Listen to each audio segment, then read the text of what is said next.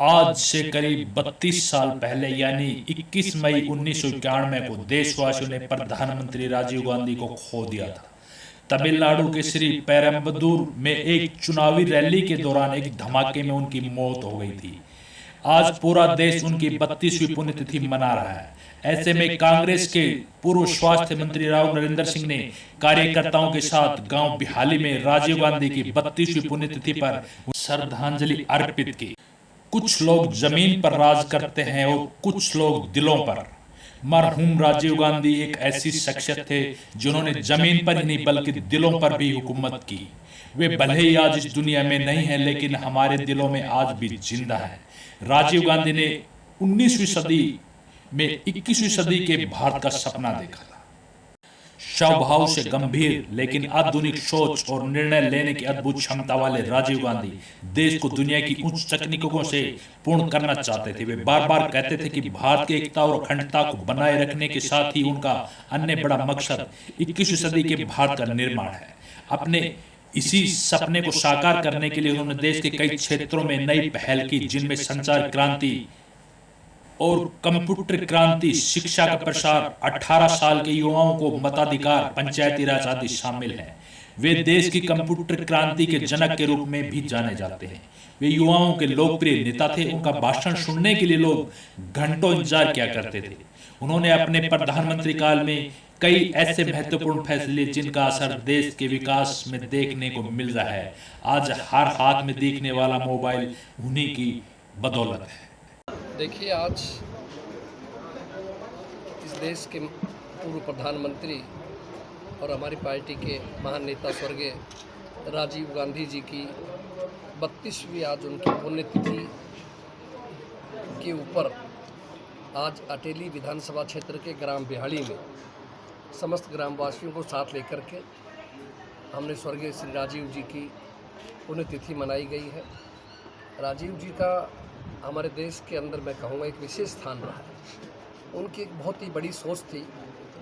आप जानते हैं, जब वो राजनीति में प्रवेश किया उन्होंने, उस समय उन्होंने सोचा कि इस देश का कैसे तरक्की हो सकती है। ब्लैक बोर्ड इस्तेमाल होता था और नीचे ज़मीन के ऊपर भी बच्चे बैठते थे पढ़ने के लिए। उस समय उनके दिमाग में आई थी कि इस देश के अंदर 21वीं सदी को पहुँचाना है, कंप्यूटर युग लेकर के आना है।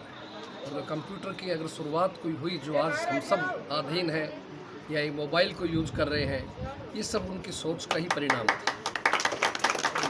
इसी तरह से उन्होंने सोचा कि जब तक इस देश के नौजवान को वोट डालने का हक नहीं मिलेगा, तब तक देश तरक्की नहीं कर पाएगा। इसलिए आपको याद होगा, उन्होंने उम्र घटा करके 18 साल के नौजवान को वोट डालने का अधिकार दिया। इसी तरह से उनकी एक सोच थी कि पंचायती राज सिस्टम को मजबूत किया जाए। जो हमारे राष्ट्रपिता महात्मा गांधी जी कहते थे कि गांव के अंदर भारत बसता है, तो उन्होंने पंचायती राज प्रणाली को मजबूत किया। और ख़ास तौर से हमारी माताएं बहनें, जो महिलाएं एक देश का आधा हिस्सा हम मानते हैं, उनका पंचायती राज में एक स्थान फिक्स किया। आज देश के अंदर महिला चाहे पंच है, सरपंच है, चाहे आप जिला प्रमुख है, पंचायत समिति के चेयरमैन है, जो हिस्सा उनका होता है वो पंचायती राज के माध्यम से आया। इसी तरह से जो देश का गरीब तबका है, हरिजन वर्ग है, दलित भाई है, उनके लिए भी उसमें व्यवस्था की गई। पंचायती राज सिस्टम को मजबूत किया गया। तो देश के अंदर एक नई क्रांति का युग राजीव जी का शुरू हुआ। और मैं समझता हूँ, अगर वो हमारे बीच में और आगे रहते समय मिलता, इस देश को बहुत ऊंचा ले जाने का उनका एक स्वप्न था। लेकिन बदकिस्मती, हमारा दुर्भाग्य रहा कि देश के अंदर जब वो दौरे के ऊपर थे और तमिलनाडु में उस समय उग्रवादी लोगों ने किस तरह बम से उनको उड़ा दिया था।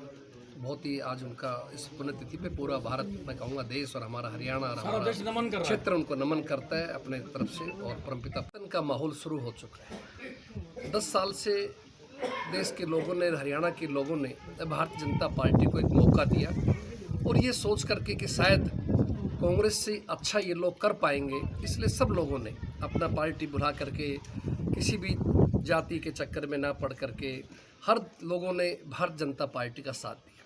और लोगों को उम्मीद थी कि जिस तरह से उन लोगों ने सत्ता में आने से पहले लोगों को वायदे किए थे गरीब आदमी को कहा था विदेश से काला धन लेकर के आएंगे, हर व्यक्ति के खाते में 15-15 लाख रुपए आएंगे, नौजवानों को हर साल 2 करोड़ लोगों को रोज़गार देंगे।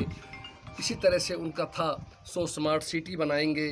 तो ये जो चीज़ें थी उनकी जो दिमाग के अंदर लोगों ने उनको वोट दे करके भेजा, किस तरह से आज सरकार बनी और कांग्रेस ने जो अपना वायदा किया था पहले मंत्रिमंडल में कर उन्होंने घोषणा कर दी कि हम इस संकल्प पत्र पूरा करेंगे।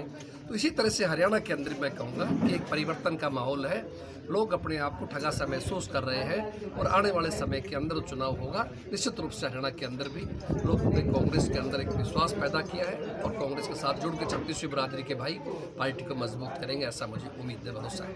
धन्यवाद।